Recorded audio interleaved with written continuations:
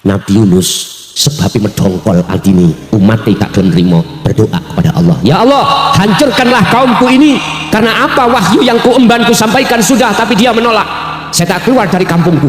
Sampai gerutu hatine Pak. Akhirnya napa?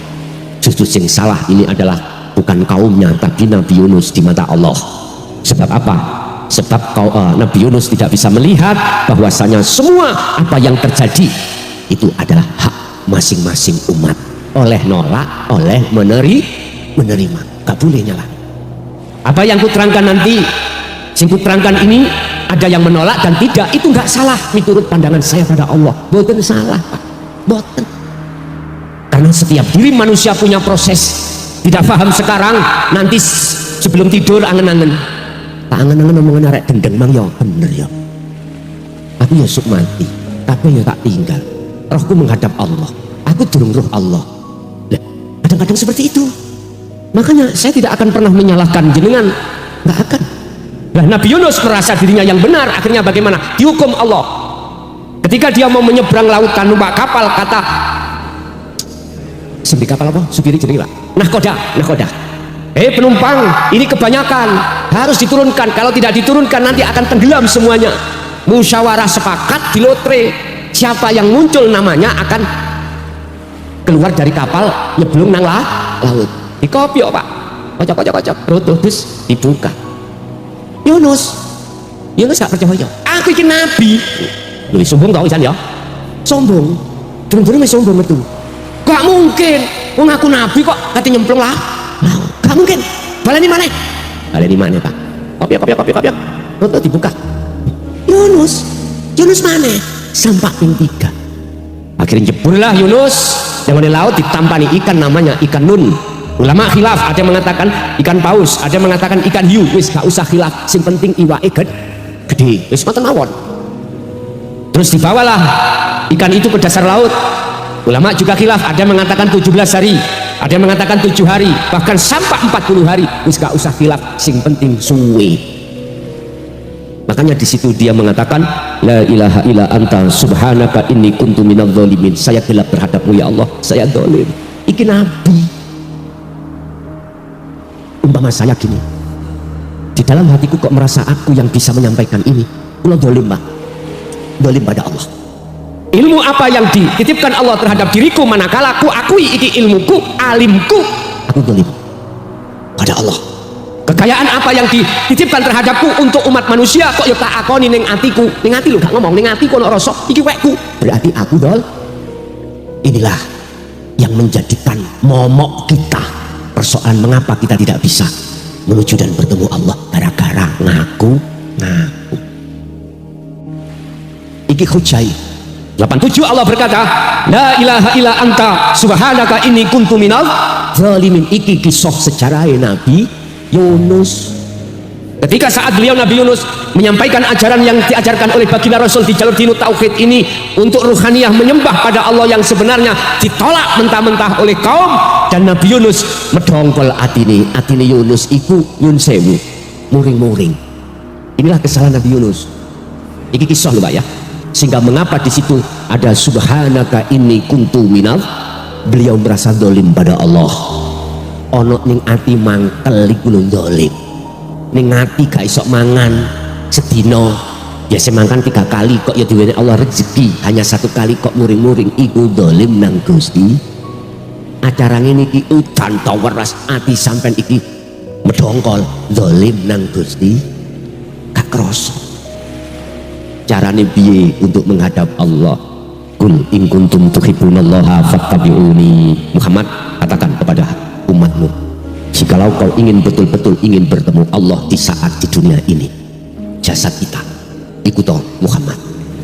Kata Rasul, fattabi'uni, ikut aku. Ajaraku iki terapno, ajaraku iki tampon terus amalno.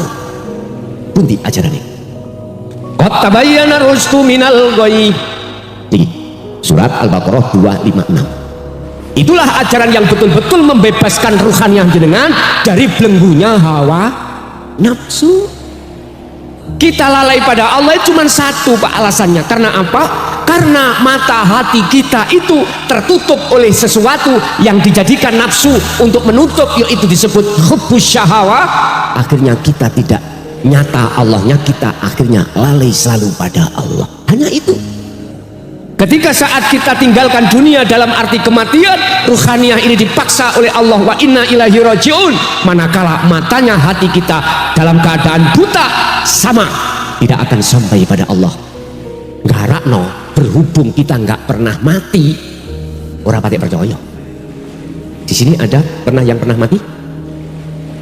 Belum ada yang pernah mati. Bon, jenengan percaya gak percaya itu urusanku. Ada dua kelompok. Ketika dia di dunia sudah betul-betul Allah itu nyata jengleh. Yang kedua Allah sik gelap. Bagaimana ketika kita meninggal? Allahu waliyul ladzina amanu yukhrijuhum minadh-dhulumati ilan nur. Kelompok yang sebelah kanan, dia sudah nyata Allahnya, maka ketika dia kembali kepada Allah, padange tutut. Ini jari padang, kurang padang. Dalane cetok. Masalahnya meripati roh iku melek yo ora ning B. Tapi kelompok yang sebelah kiri yukhrijunahum minan nuri ila dzulumat, apa? Gelap gulita. Iki Quran. Urusan percaya gak percaya itu urusan aku. Allah itu dekat, lebih dekat daripada urat nadi. Bahkan surat Al-Baqarah 115 Allah dawuh walillahil masyriq wal maghrib fa aina ma tuwallu fa thamma wajhullah. Dimanapun kau melihat, dimanapun kau memandang, dimanapun kau bertempat, menghadap, di depanmu ada wajah Gusti. Inilah yang Allah katakan dalam Al-Quran, laisa kamitslihi syai'un. Jenengan tidak bisa menyebut dan juga tidak bisa menggambarkan dengan sesuatu apapun, gak bisa. Mula nek jenengan iki pingin sholat isok ketemu Allah khusyuk hudur, ini carane. Ketika jenengan mulai niat takbiratul ihram, ati sampean kudu duweni rasa, kudu duweni iman. Sing rasa iku sampean lakokno, ngrumangsani. Sing ngadepno sampean iki Allah, sing nakbirno sampean iki ati ngomong. Lah pundi Allah wal awal wal akhir wal dhahir wal batin. Al-Hadid ayat 3. Allah itu di setiap awal dan akhir segala hal urusan apapun termasuk acara ini. Sing nguasai mulai awal sampai akhir hanya Allah. Dan ini ada di dalam dan di luar jenengan.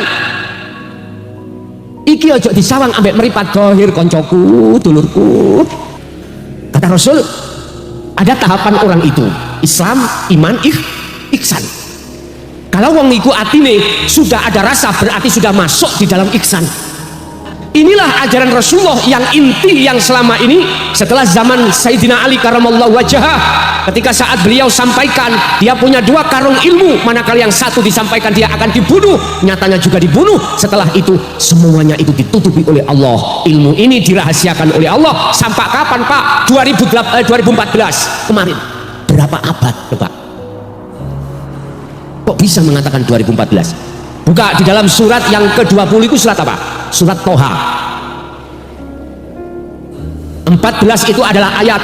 Dibuka surat Toha ayat 14, apa bunyinya? Innani anallah la ilaha illa ana fa'budni wa aqimis sholah li dzikri. Oleh karena banyak umat manusia ketika sholat hatinya lalai pada Allah, maka ayat ini diturunkan. Allah nama sudah tidak huwa, sudah tidak anta, terakhir ana. Inilah tauhid yang tertinggi, inilah wahyu kanjeng Nabi yang tertinggi. Artinya inti daripada semua wahyu ada di surat ini, dan juga di dalam surat Al-Anbiya ayat 25. Wa ma arsalna min qablika mir rasulin illa nuhi ilaihi annahu la ilaha illa ana fa'budun. Muhammad, ingatlah, aku tidak pernah mengutus utusan sebelum kamu, termasuk dirimu, kecuali harus menerangkan tentang masalah la ilaha illa ana. Substansinya itu bagaimana, makhluk syahidnya bagaimana, pengertiannya bagaimana. Kata Rasul, inilah ihsan, anta budallaha ka'annaka tara. Ketika Rasulullah bertausiah di sahabat ini, ujuk-ujuk tiba-tiba ada seorang pemuda yang masuk di tengah-tengah majelis taklim dan bertanya terhadap Rasulullah, ya Muhammad, ya Rasulullah, mahwa al-Islam, al-iman, al-ihsan. Ternyata ini malaikat Jibril. Akhirnya dijawab oleh Rasulullah, ihsan adalah ketika saat kau menyembah Allah, ketika kau beraktivitas apapun menghadap Allah, tapi hatimu seakan-akan bisa melihat Allah, berarti di depan. Fa'ilam taroh, apabila kau tidak bisa melihat Allahnya, wujudnya Allah, ya kau harus merasa kalau kau selalu dilihat dan dimonitor Allah. Ini berarti tauhid sampean sudah ada di anta.